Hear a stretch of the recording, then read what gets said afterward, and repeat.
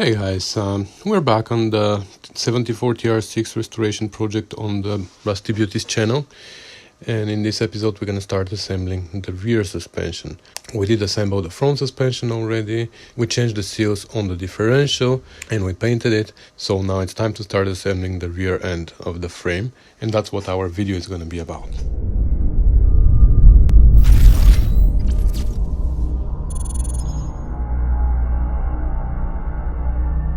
So these are our trailing arms, this here and that there.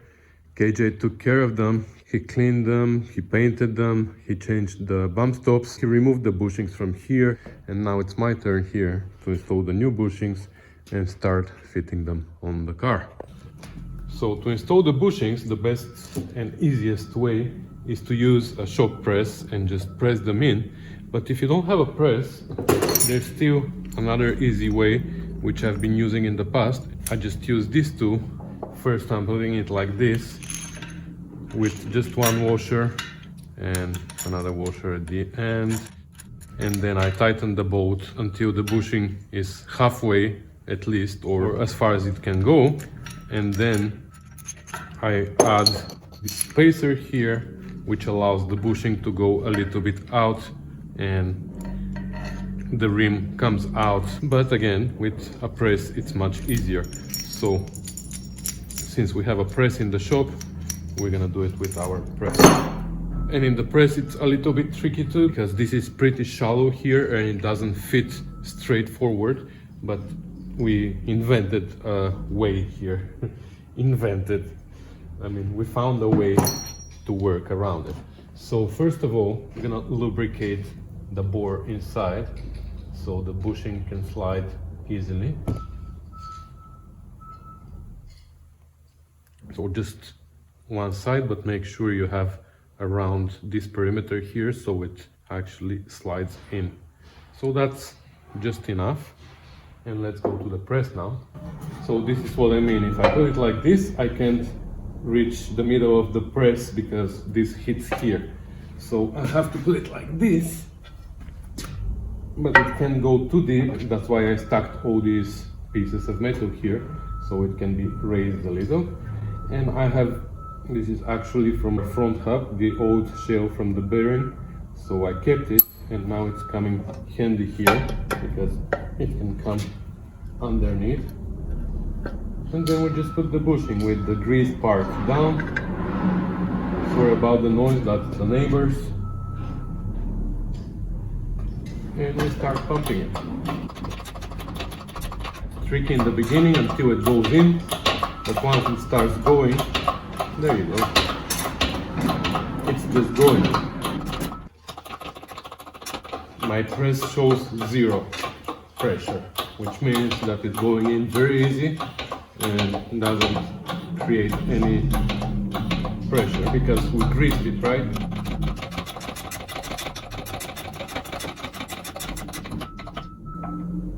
Okay, that's all the way I could go. So now we just have to make sure that our rim is out here underneath. Yes, it is. So that's it. Perfect. Okay, for the other side, we're gonna have to come from underneath like this. And that's it.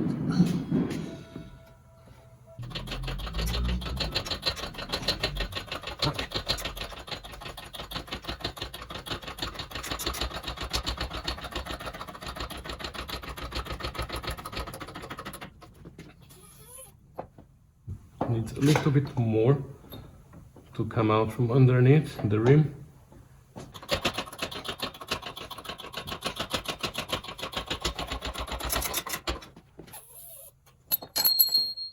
Okay, that's perfect.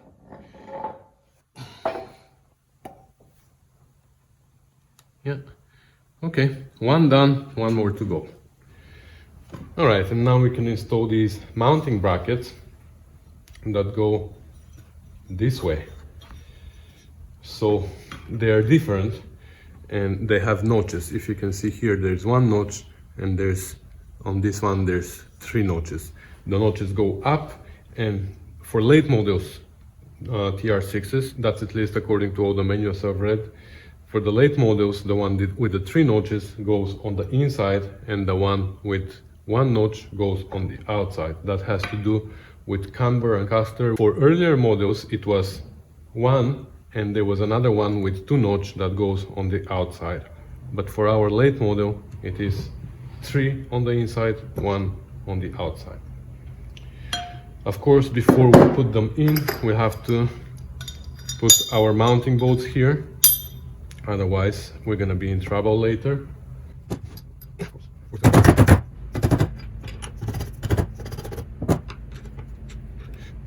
Also, these bolts here, I don't know if they have orientation, but I prefer to put them from the outside in, because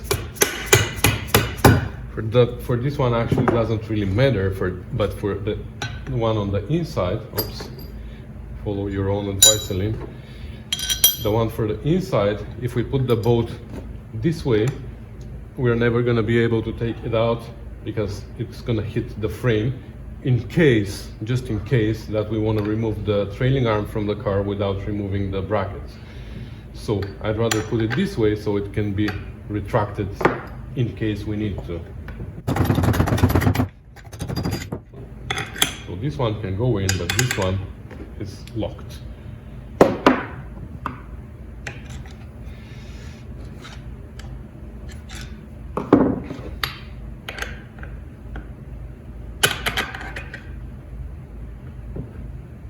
Okay.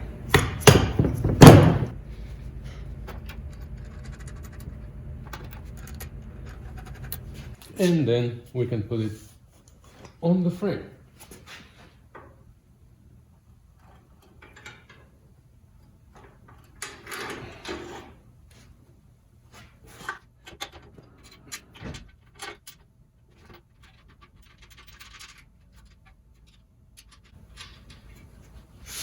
Okay, so this is what I'm talking about. This bolt can still be retracted if I want to. The nut is on the other side. Now here it is the same as the front suspension. There are shims. Let me show you. There are these shims that go like this, and you can stack them. You can have 1, 2, 3, 5, or none, and these are again for alignment. So if you're taking apart your own car and you're planning to put it back together as it was, it's a good idea to count how many shims you took out of there. The problem with this car is that these sections have been replaced on both sides, so even though I used a jig to put it back together as it was, I'm not really sure how correct that is, and I also don't know what was there originally on this frame, how many shims. So for now, again, like the front suspension, I'm gonna put it together without the shims, and we're gonna see that later when we do alignment. I'm just gonna wait for Chef Tash and his 250 to see what he's gonna do, and then I'm gonna do the same, and I'm gonna pretend that I came up with this idea. Next, we're gonna install the shock.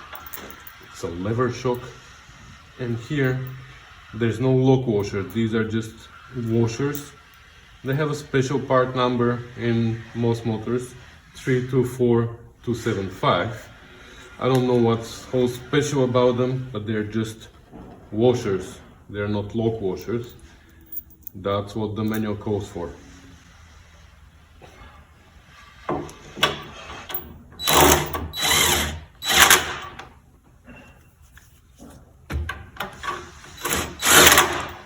Okay, you see,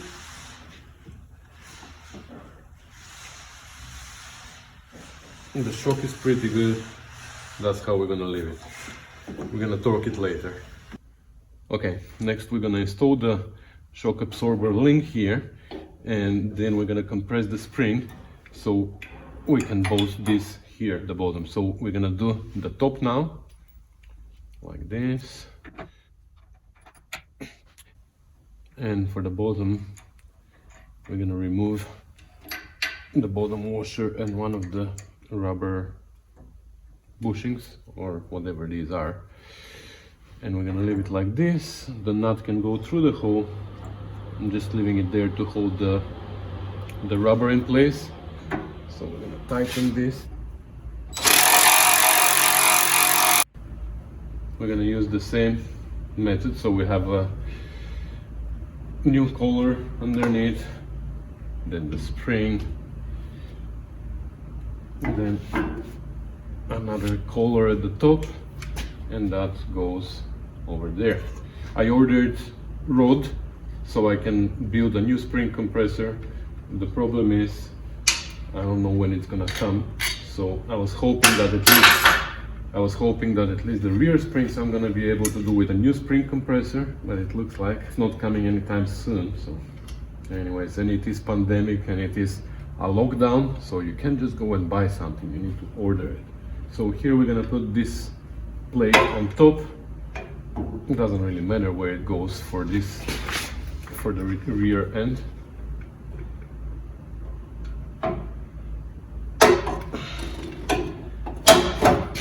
Then on the bottom we're gonna put the big washer.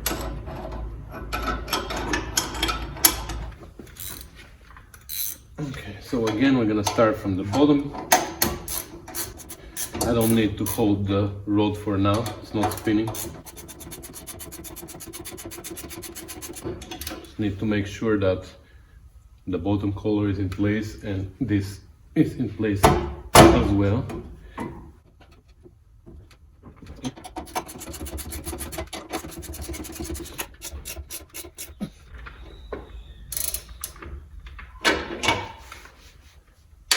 Let's do the top now.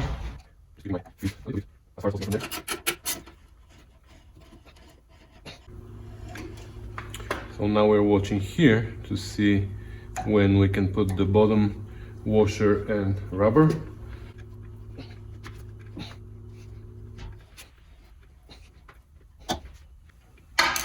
I ran out of threads here, but I have threads now showing from underneath here. So yeah, definitely I need a new spring compressor. So I'm just gonna put a washer here and the nut so I can hold this in place, and then I'm gonna loosen here, put a spacer or adjust it, because now the bottom is not all the way. I have more threads on the bottom, but I can't show you there, it pinched itself. So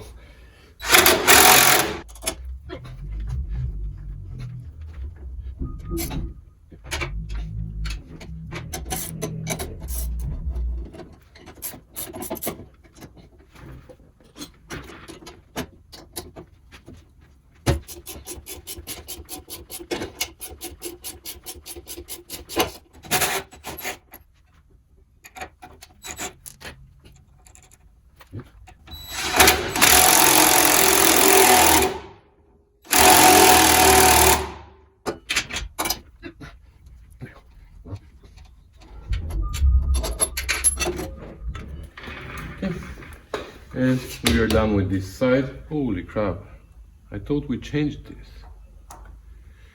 Huh. Sorry guys, I need to undo everything. Looks like I need to undo everything and put the new ones. I thought we put the new ones. Yeah, looks like we never changed this, so I'm gonna have to undo it.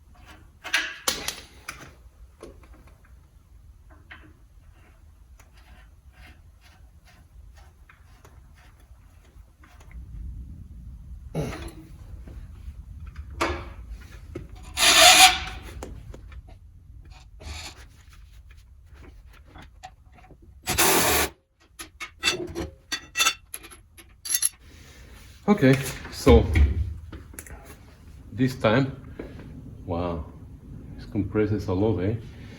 Anyway, so this time we are done with this side.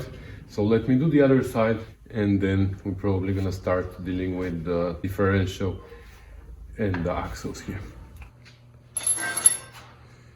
Okay, the other side is assembled as well, and now we're ready for the diff and axles. So that's gonna happen tomorrow because it's the end of the day today. And oh, by the way, this just arrived. It just arrived just on time when I have all 4 springs installed. At least now we're gonna make our spring compressor and we're gonna have it for the next time. We can actually make 2. Okay, so let's get our diff ready to install. All the seals are changed, it's cleaned and painted. Here's all the hardware that we need.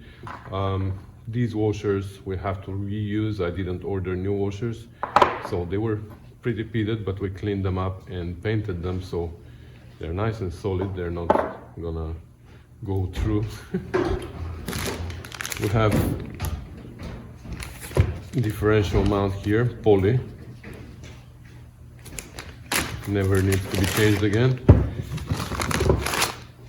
We have a poly set for the front end.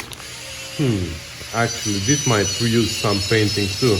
Okay, I'm gonna go paint this as well and I'm gonna be back. Alright, so these are painted now, and now we can put them together and assemble them. So I noticed here that the 2 halves are different. Well, doesn't make too much sense, right? Halves. If they're halves, they should be the same. So the 2 parts are different. Obviously it's an aftermarket part, so it's not in the manual. So the only way for me to figure out which part is up there, I took an old one, and the old ones, this is how they go. You know about that. So I took the old one and I measured pretty much the thickness of this one. It is somewhere like that. And then when you come here, the top one is matching this same width, where this one is a little bit loose. So that's how it goes. Let's assemble them. They, like I said, they go underneath with bolts, and then washer, and then a nut.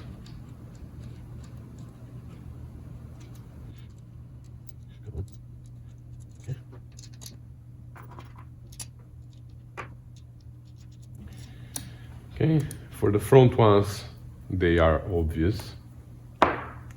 We have, again, 2 parts, and they go like this, and that's how it goes on the frame. So these won't stay, as well as the bottom part of this. Maybe this is gonna stay. Well, this might stay, but this we have to put there, so we need lots of hands to do that. And knees maybe. We will see how we're gonna do that.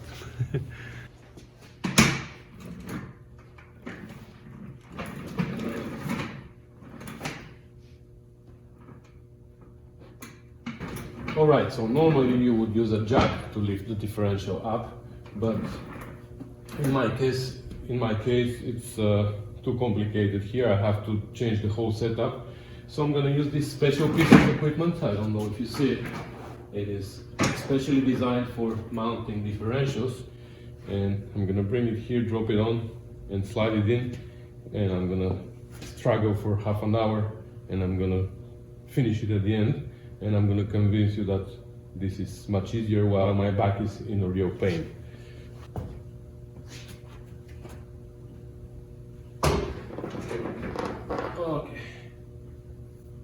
Okay, we're almost there.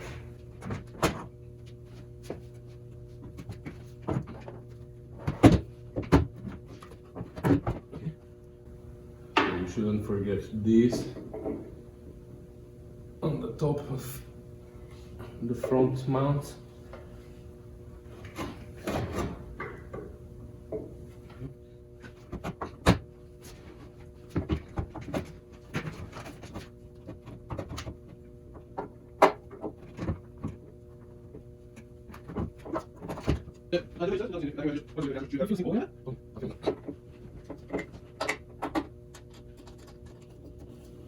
You see, piece of cake. My knees are hurting so bad right now, but it's piece of cake.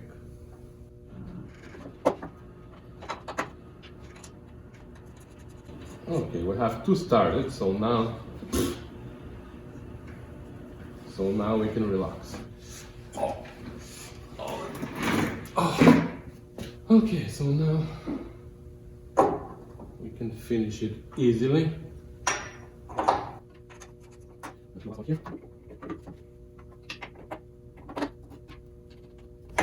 Okay, so they're all started now, and we will be able to tighten them and finish. So you see, I wouldn't be able to do it without my entrusted differential mounter 2.0. Alright, so now that we have the diff installed, we can install also the half axles. But I have a small problem here. We couldn't find these boots. And unfortunately, we don't even have the old ones. We only have one, and it is pretty torn.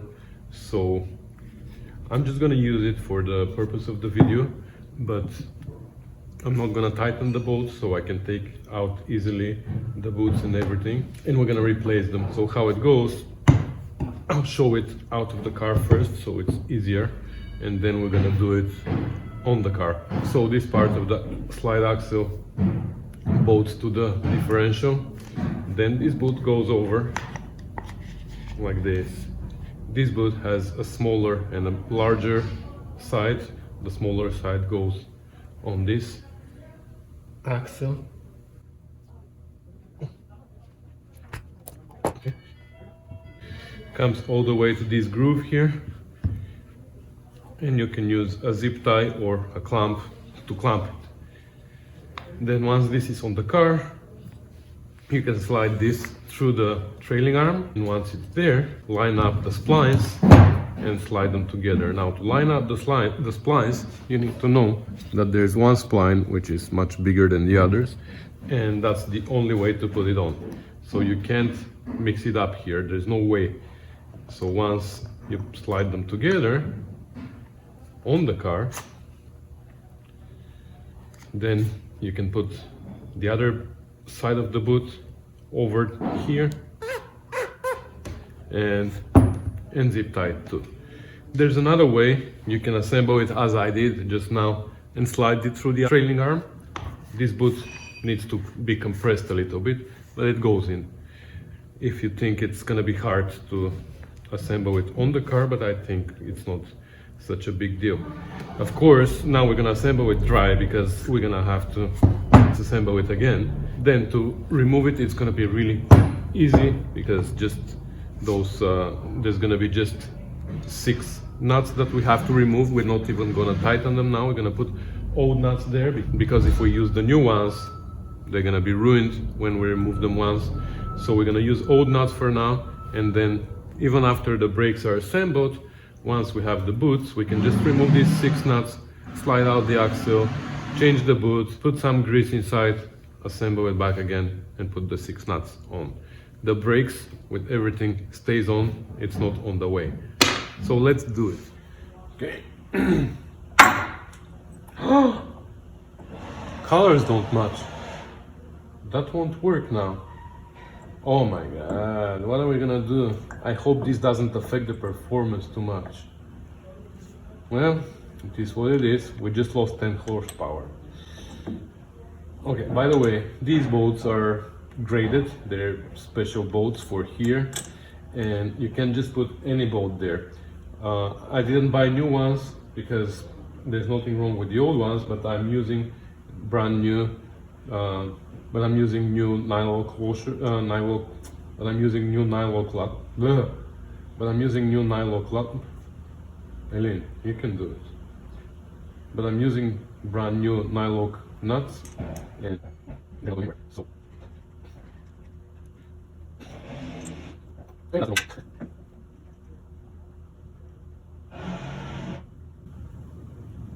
So this here has a pattern. Don't do what I just did. There's only 2 ways that you can put it, not 4, even though there are 4 holes. Okay, and now we can slip the boot in, just like I said. This is just for the video. We're gonna replace them, not gonna use this dirty one. And now let's put the other part. Before the axle though, we have to install the backing plate here, and these are hindered. So these are the holes for the brake wheel cylinder and for the e-brake lever. The e-brake lever needs to go to the front of the vehicle, so that's how it goes. You slide it on the 6 bolts, and now we can put our axle. On the axle, like I said, we already have the boot. Of course, put grease. We're not gonna put grease in our case because we're taking it out again. But you put grease here, and then you can slide it, and you can find your spline. You can prepare yourself. I know that I put my spline, the big spline, here on the bottom, and I'm gonna put this one on the bottom as well, and we're gonna try to line them up.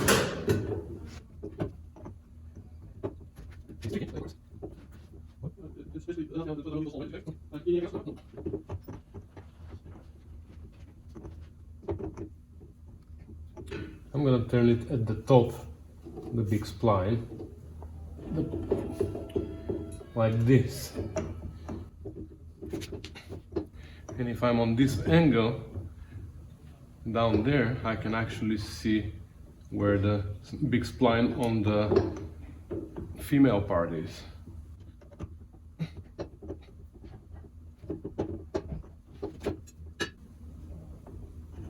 There you go. Okay, so now we can push it all the way in, line our hose here, and that's it. Now, if you were assembling it permanently, you have to slide this over all the way to this. When there's grease, it's a little bit easier, you know, all the way to this groove. And now you can put your zip tie there and put the nuts. And now here I'm gonna put only 2 nuts, and these are all nuts, like I said, because I don't want to ruin new nylock nuts. So I'm just gonna put 2 nuts to bring it closer, to bring it all the way back, and I'm gonna put new nuts whenever we change the boot and assemble it permanently. Now there are holes here on this flange for exact this reason, so you can line it up and tighten the nuts that you need. So you can do one on this side and one on this side. And here it's very important to not over tighten these, because these rods are going into the aluminum trailing arm, and it's very easy to strip the threads on the trailing arm, and then it's hard to repair. It's not impossible, but it's hard. So it's I believe the torque spec here is somewhere in the teens, I think 14 or 16. I'm gonna have to take a look when the time comes.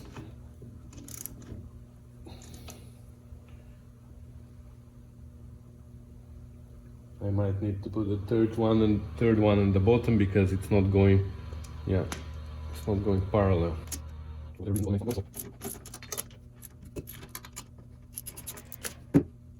going straight, so take this one out.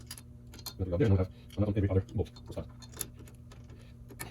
I'm tempted to use my screw nut, but I'm gonna resist the urge.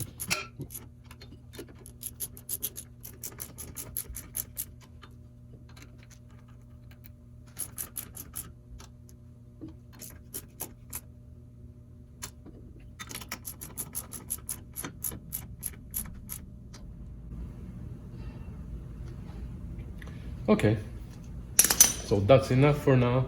This is where we're gonna leave it. I'm gonna assemble the other side on my own, and we're gonna put an end to this video here. So that's gonna be it for this video, guys. Like, I think the end of the video is gonna be here. I totally got lost in my footage. I don't know when I started new video, when I finished, because just so you know, on YouTube right now, as of today, not when you're watching, but today when I'm filming this, on YouTube I have only the first part of assembling the panels on the car. So I have footage to upload for the rest of the panels, the second part of assembling the panels and fixing the gaps, then a lot of body work, and then taking off the body from the frame, and then front suspension, rear suspension, differential, all that I haven't uploaded yet. So So I don't know where I'm starting a video, where I'm stopping. I'm just recording an ending for the video, but I'm not even sure if I'm gonna use it. So anyways, in case I use it, thanks for watching, guys. Thanks for watching, commenting and subscribing. I hope this is helpful for some of you. There are already many videos on YouTube by Chef Tash and by me, of course, but I'm watching my old video about suspension. It's not good.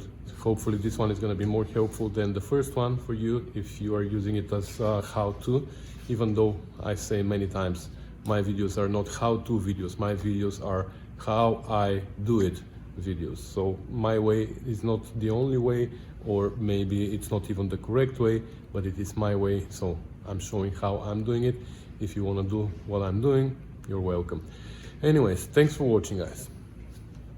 Bye.